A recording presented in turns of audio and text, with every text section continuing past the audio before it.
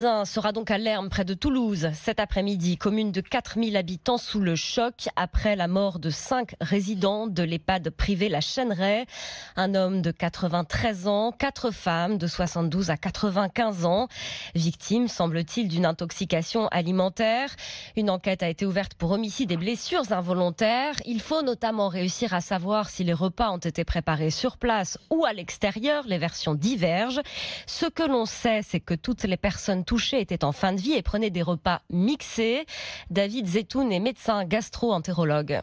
Si c'est une intoxication alimentaire, quand un aliment est mixé, ça aggrave la probabilité qu'il y ait une intoxication alimentaire. Ça casse les cellules et donc ça se défend moins bien contre les bactéries. C'est pour ça que le steak haché, par exemple, c'est un aliment à risque d'intoxication. Je pense que la plupart des personnes qui sont décédées, c'était plutôt de la déshydratation que l'infection elle-même. En fait, elles ne meurent pas de l'infection, mais elles meurent des complications de l'infection, comme par exemple la déshydratation. Puisqu'elles ont moins de sensation de soif, donc elles ne vont pas, par exemple, penser à aller boire.